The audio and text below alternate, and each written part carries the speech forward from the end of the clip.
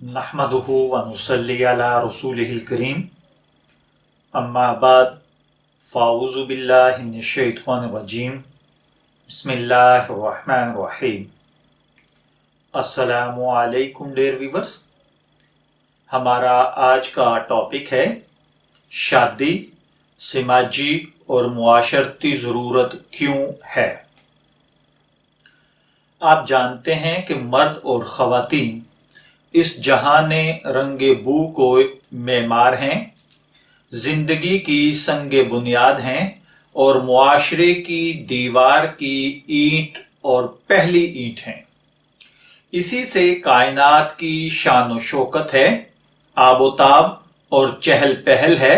मर्द और औरत के इख्तलात से ही मुआशरा वजूद में आता है।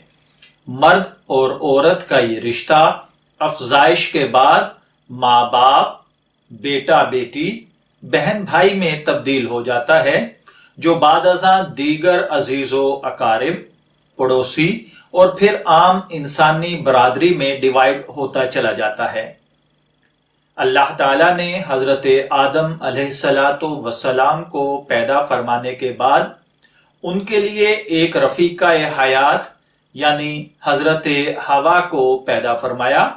सूरह एराफ की आयत नंबर 189 के मुताबिक वही अल्लाह है जिसने तुमको एक जी रूह से पैदा फरमाया और उसके लिए खुद उसकी जिन्स से एक रफीका हयात को पैदा किया ताकि वो इससे तस्कीन हासिल करे। तो इस आयत मुबारका के मुताबिक मर्द औरत से यानी अपनी बीवी से तस्कीन हासिल करता है। हजरत आदम और हवा के रिश्ता ज़ोजियत में मुंसलिक होने से हजरत हवा के बतन से एक लड़का पैदा होता और एक लड़की। पहले पैदा होने वाले लड़के का निकाह दूसरी पैदा होने वाली लड़की से मुनक्कद हो जाता, दूसरे पैदा होने वाले लड़के का निकाह पहले पैदा होने वाली लड़की से कर दिया जाता। इस तरह ये नस्ल इंसानी आहिस्ता आहिस्ता आफताब की शुआओं और बादे सबा की तरह बढ़ती चली गई, फिर पूरी रूए जमीन पर फैल गई।